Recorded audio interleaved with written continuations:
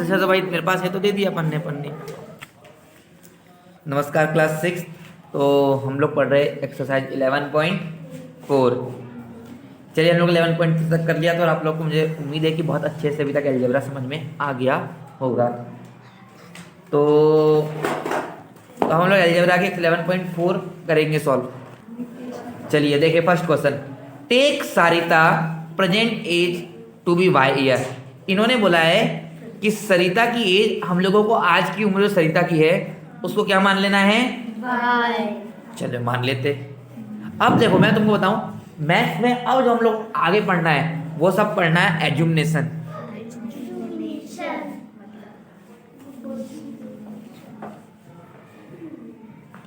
Assume करना है चीजों को, क्या करना है, एज्यूम। एज्यूम करना दैट इज सोचना और मानना या मानना। अब हम लोगों को ये चीज मानना पड़ेगा कि ये है, तभी हमारा आंसर निकलेगा। अब सोच के आंसर निकालना पड़ेगा कि हम मान लेते हैं इसकी x है तो इसकी x प्लस वाई हो जाएगी, इसकी x प्लस 10 हो जाएगी, ठीक है। अब चीजों को मानना पड़ेगा। इन्होंने बोला है कि let's present age to be Y year, तो हम लोग ये मान लेते हैं कि सरिता की आज की प्रेजेंट एज मतलब सरिता इस समय वाई ईयर्स की है, मतलब कितने साल की है, वाई साल की है। अब वाई की वैल्यू कुछ भी हो सकती है ना। What will be her age 5 year from now. कोई मुझे बताएगा, इसमें पूछा है कि आज से 5 साल पहले सरिता की एज क्या रही होगी। 20 कुछ भी मान लो। हाँ क्यों, 5 ईयर अगो पूछा है तो हमको आज की एज नहीं मालूम, पर हमको ये तो मालूम आज की एज का हमको वेरिएबल तो मालूम वाई ईयर है। हम लोग ये बोल सकते हैं कि आज से 5 साल पहले आज जितनी उससे 5 कम थी, वाई माइनस 5। आई बात समझ में, क्लियर। चलो देखो, what was her age 3 year back. आज से 3 साल पहले उसकी उम्र क्या थी, तो बताएगा। 3 साल बैक, 3 साल पहले कितनी उम्र रही होगी, Y minus. Third, Sarita grandfather. अब देखो दिमाग, Sarita grandfather is 6 time her age. What was the age of her grandfather. ये बोल रहा है कि सरिता की जो उम्र है उसे ग्रैंडफादर के 6 टाइम है, और ग्रैंडफादर की एज क्या हुई बताएगा, वाई इंटू 6। आई बात समझ में। तो ग्रैंडफादर एज पूछी है,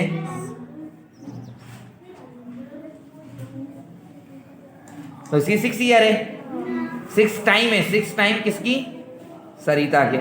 सरिता की उम्र वाई, उससे 6 टाइम 6 गुना, 6 गुना मतलब मान के चलो अगर इसकी एज 6 साल है, दादा की उम्र कितनी हुई, 6 इंटू 6 36। अगर सरिता की एज 15 ईयर है तो उसको जाएगी 15 इंटू 6 दैट इज 90, है ना। अगर इसकी एज 12 ईयर है that is 12 into 6 that is 12। आई बात समझ में। तो कितनी भी एज हो सकती है इसकी, है ना। तो क्या होगा, 6 into Y that is 6y, है ना। 6 इंटू वाई को 6y लिखेंगे ना। ग्रैंडफादर की एज, दादा की उम्र लिखा है ना क्वेश्चन में, देखो 6 टाइम हर एज, उसकी उम्र के 6 टाइम मतलब 6 गुना। अब देखो सरिता's फादर एज, अब देखो ध्यान से सुनना क्वेश्चन। अच्छा पहले फोर्थ वाला है, grandmother is 2 year younger than grandfather. What is grandmother's age. ये बोल रहा है कि उसकी तो दादी है, उसकी उम्र कितनी है, दादा से 2 साल कम, दादा से 2 साल कम। तो दादी की उम्र कितनी होगी बताओ।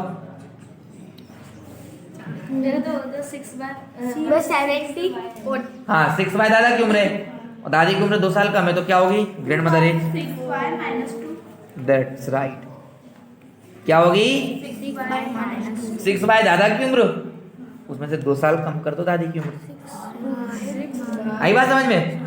बस समझना है और कुछ भी नहीं करना, सिंपल है ना बहुत, बस दिमाग हल्का सा दिमाग वाला लगाना है। Sarita father age is 5 year more than 3 times Sarita age. What is her father age. पढ़ो क्या होगा, दिमाग लगाओ, पढ़ो क्या दिमाग लगाओ, क्या बोल रहा है कि सरिता के जो फादर है it is 5 year more than 3 times Sarita age. मतलब समझ में आ रहा है इससे? सरिता के जो फादर है वो उससे 5 साल बड़े और सरिता उनसे 3 साल छोटी है। मतलब उसके पापा की एज बोल रहे हैं घटियो। 5 year more than 3 times Sarita as, कि सरिता की जितनी उम्र हो रही है उसके 3 टाइम करेंगे, उससे 5 साल बड़े। मतलब सरिता की एज वाई है तो पापा की एज 3 टाइम कितनी होगी? 3y plus 15। आई बात समझ में? कि ये लिखा हुआ है ना 5 साल ज्यादा है, 3 टाइम से 5 साल ज्यादा है। मतलब अगर मान लो इसकी एज 12 है और 12 3 जा 48 प्लस 12 जा 36 होता है, 48 बोलो, 36 प्लस 5 दैट इज 41। आई बात समझ में? अगर एज 15 हुई तो 15 इंटू 3 दैट इज 45 प्लस 5 50 साल। आई बात समझ में? कि जितनी उसकी एज होगी उसके 3 गुना से 5 ज्यादा। ठीक है, आगे क्वेश्चन नंबर 1 कंप्लीट, क्लियर? यही आंसर है और कुछ आंसर नहीं है। ये 3y plus 5 6y minus 2 6y y minus 3y, यही आंसर है। कहाँ 8y होगा भाई? ये सब जो लिखा है उसको प्लस भी नहीं, मैंने क्या बताया था तुम लोग को लास्ट क्लास में भी कि 4 इमली और 4 केला, तो कितने केले होंगे? 4 इमली की 4 इमली देगी, 4 केले हो जाएंगे। हाँ, वैसे का वैसे ही रहेगा। y को हम लोग नंबर से प्लस नहीं कर सकते, नंबर को y में प्लस नहीं कर सकते। y को y में प्लस करेंगे, नंबर को नंबर में प्लस करेंगे। आई बात समझ में? पर इंटू में नंबर को y से और x से z से इंटू कर सकते हैं, इंटू में, प्लस में नहीं। अगर मैं बोलूं तो इंटू 5 फल, मैं अगर ये पूछता हूँ कि 5 अमरूद और 5 केले, तो टोटल कितने फल हुए? 10 फल हुए ना। तो जब दोनों को जोड़ने गुना करना होगा तब कर सकते हैं नंबर को, पर अगर बोलेंगे कि दोनों को जोड़ना है तो जुड़ेंगे नहीं। ओके, चलो हम लोग अब देखो सेकंड क्वेश्चन देखते हैं ना। तो the length of a rectangular hall is 4 metre less than 3 time of its breadth of the hall. What is the length and breadth of B in metre? चलो, ये बोल रहा है एक रेक्टेंगुलर हॉल है। क्या है? एक रेक्टेंगुलर। सुन लो पहले पूरी बात। उसकी जो लेंथ है रेक्टेंगुलर हॉल की, वो 4 metre less than 3 times of breadth. मतलब जो ब्रेथ है उससे 3 टाइम से 4 मीटर कम है। आई बात समझ में?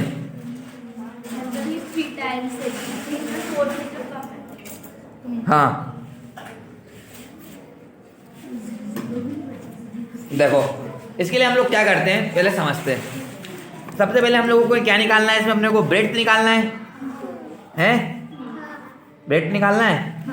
तो हम लोग लेंथ को मान लेते हैं L।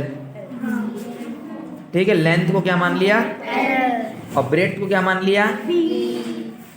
ठीक है, हमने दोनों सोच लिया, लेंथ को L और ब्रेथ को क्लियर। अब ये बोल रहा है कि जो उसकी लेंथ है वो कितनी है? 4 मीटर लेस देन 3 टाइम, मतलब ब्रेथ के 3 टाइम, मतलब 3 टाइम ब्रेथ के 3 भी से 4 कम, 3b माइनस, ये क्या निकल गई उसकी लेंथ। पर इसमें क्या पूछ रहा है वो? What is the length if breadth is b metre. अपने को मालूम है ब्रेथ b मीटर है, तो आंसर क्या आएगा इसका? 3b minus 4 metre. मीटर में आएगा ना सर? बस खत्म, इतना सा क्वेश्चन था। समझना नहीं पड़ेगा इसको भी, सिंपल था, बस पढ़ना है भाई। क्वेश्चन बहुत सिंपल है, कोई दिक्कत नहीं है। चलो सी वाला देखो। A rectangular box has height h centimetre. ये बोल रहा है एक रेक्टेंगुलर बॉक्स है,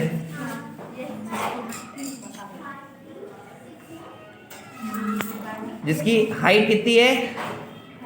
ऐसे मतलब height, clear? Its length is 5 time the height and breadth is 10 centimetre less than the length. अभी बात समझ में नहीं आई? देखो ये समझो, टाइम्स मतलब होता है इनटू, मोर मतलब होता है प्लस, और लेस मतलब होता है माइनस। अब क्या दिक्कत है? 3 चीज लिखी हुई और कुछ थोड़ी लिखा हुआ है इसमें। क्या बोल रहा है समझो, ये बोल रहा है 5 टाइम्स, 5 टाइम्स मतलब इनटू होगा 5 का, इतना समझ में आ रही है? 5 टाइम्स द हाइट, हाइट के कितने?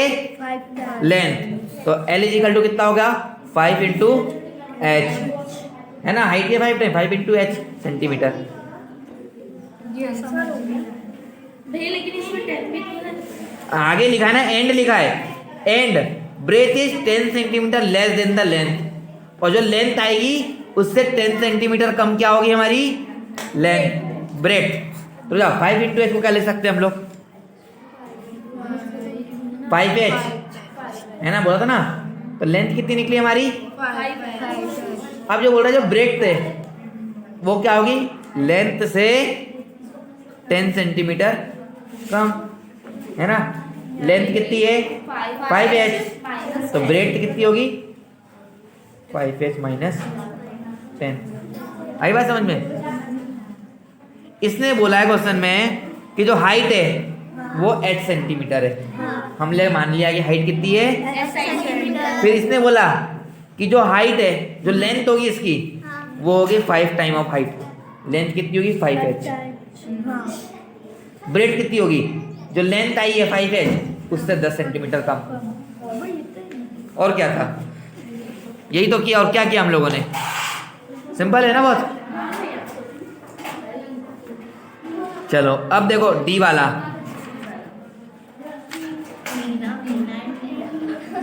कितने? डी और ई, क्वेश्चन नंबर 2 और 3। चलो, Meena, Beena and Leena are climbing the step to the hill top. Meena, Beena और लीना क्या कर रहे थे? एक पहाड़ की चोटी को चढ़ रहे थे, ठीक है? उसके बाद क्या हुआ? Meena is step S. चलो इसने बोला है कि जो मीना ने जो अपने कदम चढ़े वो थे एस, ठीक है? अब ये बोल रहा है बीना इज 8 स्टेप अहेड। अहेड मतलब आगे, है ना? बीना जो थी वो मीना से 8 स्टेप आगे थी, तो क्या बोलेंगे हम लोग? बीना की एज कितनी होगी? S plus, simple. फिर क्या बोली? हाँ, अहेड मतलब आगे। Leena 7 step behind. बिहाइंड मतलब तो लीना कितनी हो जाएगी? S minus.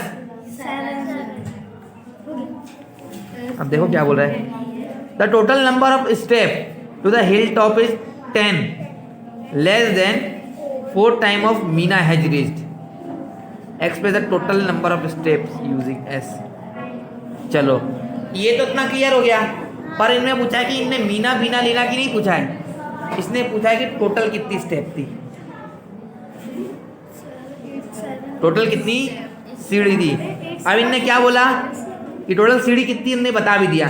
क्या बोला कि 10 लेस देन 4 टाइम, मतलब 4 टाइम के 10 कम कर दो किसकी? मीना की। मीना की कितनी है? तो 4 टाइम मतलब क्या होगा? s into that is S4 से कितनी कम? 10 less, S4 minus. Clear? That is answer. यही तो पूछा है इसमें बोला कि जो मीना की स्टेप है उससे 4 टाइम से 10 कम, 4 टाइम किया 10 कम कर दिया। आई बात समझ में वैष्णवी? है ना? व्हाट इज सपना? चलो नाउ क्वेश्चन नंबर ई। अ बस ट्रेवल्ड V किलोमीटर, बस ने कितना चला? V किलोमीटर, ठीक है? It's going from Daspur to Bispur, Daspur से बीसपुर गई, है ना? After the bus has travelled 5 hour Bispur is still 20 kilometre away, what is the distance from Dispur to Bispur? Daspur से बीसपुर जाना है भाई।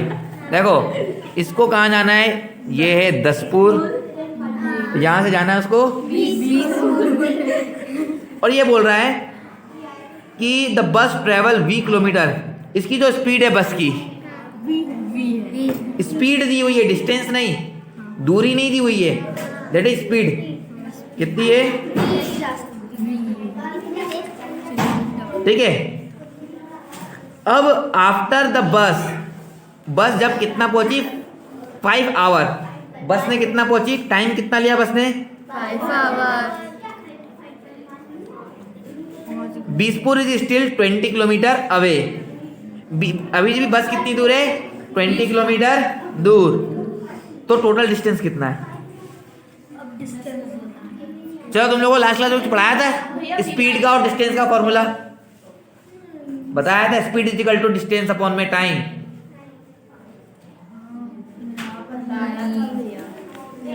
बताया था, मैंने पढ़ाया था भाई। तो ये फॉर्मूला याद रखो कि स्पीड का फॉर्मूला क्या है, किसी भी चीज की स्पीड निकालना है तो ये होती है डिस्टेंस अपॉन में, ठीक है। और अगर डिस्टेंस का फॉर्मूला निकालना है तो क्या है, स्पीड इनटू, और अगर टाइम का निकालना है डिस्टेंस अपॉन में, या फिर सीधा बोलो डिस्टेंस अपॉन में स्पीड। आई बात समझ में? फॉर्मूला याद कर लेना, ये speed is equal to distance upon में टाइम। एक याद कर लोगे तो वापस क्या करा, देखो speed equal distance upon time है, टाइम को उधर भेज दिया, स्पीड को उधर ले आए। आई बात समझ में? तो फॉर्मूले इधर उधर भेज के निकाल सकते हो। बाकी देखो स्पीड डिस्टेंस का निकालना था, इधर टाइम नीचे डिवाइड में था, उधर इनटू में कर दिया तो स्पीड इनटू टाइम हो गया। अब काय का निकालना, टाइम का निकालना था, स्पीड को उधर डिवाइड में भेज दिया, है ना। तो हम लोग को काय का, हमने को क्या निकालना है, इस क्वेश्चन में इसने क्या पूछा हमसे, क्या निकालना है, डिस्टेंस का फॉर्मूला क्या है, स्पीड इनटू स्पीड कितनी दी हुई है, टाइम कितना दिया हुआ है, 5। टोटल डिस्टेंस कितना हो गया, 5। और अब बस अभी, अच्छा नहीं, एक और चीज, जो डिस्टेंस है वो 5 किलोमीटर कब का है, 5 आवर कब है, जब बस कितनी पीछे थी, 20 किलोमीटर पीछे थी। तो ये किसका डिस्टेंस निकला, V5, किसका स्पीड निकला, 20 किलोमीटर पहले का। और मंजिल अभी कितनी दूर है, 20 किलोमीटर आगे, तो प्लस में क्या करेंगे, 20 प्लस कर देंगे, है ना, कि जहां भी है वहां से 20 किलोमीटर आगे मंजिल है। तो आंसर क्या होगा, V5 प्लस 20। क्लियर? क्लियर? चलिए हम लोग क्वेश्चन नंबर 2 पे आते हैं। इसके change the following statement using the expression into statement in ordinary. For example, give Salim score R run in cricket match, Nalin score R plus 15 run in ordinary, and Nalin score 15 more then in ordinary, Nalin score more than. चलो ये question बहुत easy है, जो तरीके से question हम लोग करते आ रहे हैं ये भी सेम वैसे का वैसा ही है, ठीक है। तो दिस इज योर होमवर्क। एक मैं बता दे रहा हूँ, a notebook cost is ₹P, ठीक है। नोटबुक की कॉस्ट कितनी है, and a book cost ₹3P। आई बात समझ में? तो इसको क्या करना है, इसको अब लिखना है जनरल टर्म में। इनने ये मैथ्स के टर्म में दे दिया, तो इसका मतलब ये समझ में आया कि जो नोटबुक की कीमत है, कॉपी की कीमत है, वो ₹P है, और किताब की कीमत कितनी है। तो इसको मैं बोल सकते कि जो किताब है वो कॉपी से 3 गुनी महंगी है, है ना। यही तो लिखना है बस।